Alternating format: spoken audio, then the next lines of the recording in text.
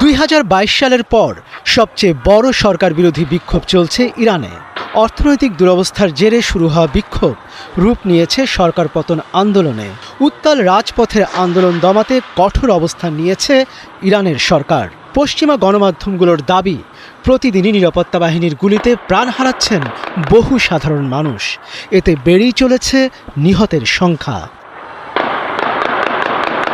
Iran ইস্যুতে মধ্যপ্রাচ্যে উত্তেজনা ছড়িয়ে পড়ার মধ্যে কাতারের মার্কিন সামরিক ঘাঁটি থেকে কিছু সংখ্যক সেনা সরিয়ে নেওয়ার বিষয়ে বুধবার ঘোষণা দেয় ওয়াশিংটন।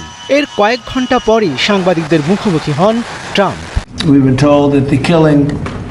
মার্কিন প্রেসিডেন্ট বলেন, ইরানে বিক্ষোভকারীদের হত্যা বন্ধ করা হয়েছে বলে তাকে আশ্বাস দেওয়া হয়েছে।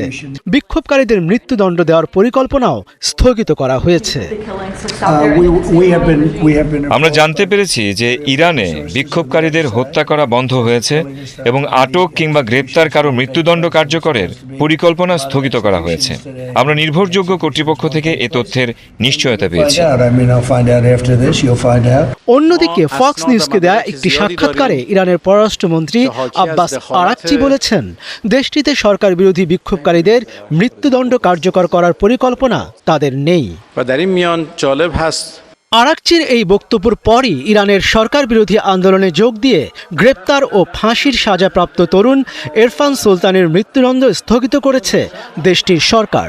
তার পরিবারের সদস্য এবং নরওয়েভিত্তিক মানবাধিকার সংস্থা হেনগাও এই তথ্য জানিয়েছে।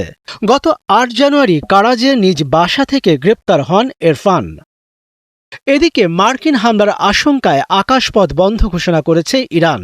সরকারি এভিয়েশন নোটিশের এক বিবৃতিতে বলা হয়েছে, তেহরানের আকাশসীমা 15 জানুয়ারি পর্যন্ত বন্ধ থাকবে।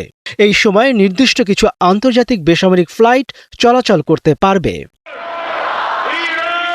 এর মধ্যে পেন্টাগন ইরানের সেনা ঘাঁটি সহ বিভিন্ন লক্ষ্যবস্তুর তালিকা ট্রাম্পের কাছে জমা দিয়েছে বলে দাবি করেছে বিভিন্ন গণমাধ্যম। মনিরুজ্জামান বাবু, ৭১।